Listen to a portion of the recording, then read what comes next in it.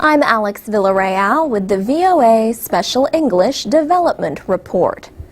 Week after week, we bring you stories about projects to improve lives in the developing world. Projects like banking by mobile phone, or low-cost lighting systems, or even a toilet bag that recycles itself into fertilizer. But for every success story, there are countless other projects that fail. These are the stories that people talk about at an event called Fail Fair. The creators of the event recently held their second Fail Fair. Members of the nonprofit community came together in Washington to talk about their projects and why they failed. Fail Fair is sort of like a celebration of failure. A prize is even given to the best worst story. But why celebrate? Katrine Verklaas is with a nonprofit group in New York called Mobile Active.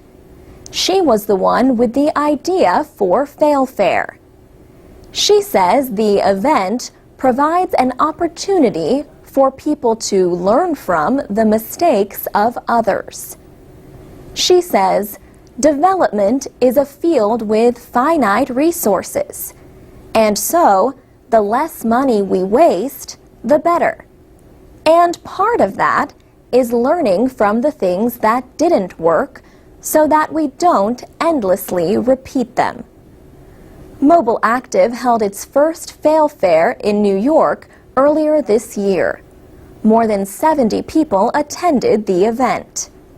One of them, for example, was there to talk about his failed nonprofit organization, mobileimpact.org.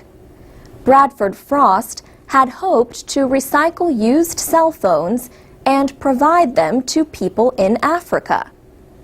Katrine Verklaas explained some of the problems with this project and others like it. She says it did not work at all because of the numbers of very inexpensive handsets in the countries.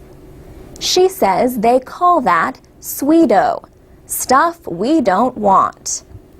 Fail Fair takes place in a lighthearted social setting over food and drinks. Ms. Verklaas says the creator of a project is the one responsible for declaring it a failure. She says profit-making businesses talk more about failure than nonprofit organizations do. She says we have to report to donors, and donors do not like to look bad.